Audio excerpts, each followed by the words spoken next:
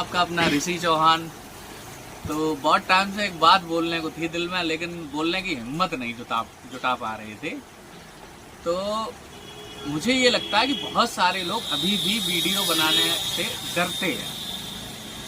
उनको ये लगता है कि लोग हंसेंगे, मजाक बनाएंगे, लेकिन लोग तो तब भी बोलेंगे जब तुम कुछ नहीं कर रहे होगे। उनका तो काम ही है बोलना, वो तो बोलेंगे ही। जब तुम कुछ नहीं कर रहे होगे तब भी वो लोग बोलेंगे। सोचो, अगर तुम आज डर की वजह से शुरू नहीं करते हो तो कल पछताओगे जरूर। दुनिया की नजरों में ना सही, लेकिन अपनी नजरों में तो हीरो बनो यार।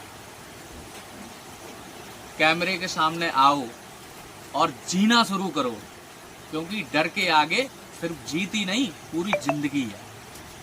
अगर हमारी बात से सहमत हैं आप लोग तो कमेंट्स में जरूर बताएं कि कैसा रहा।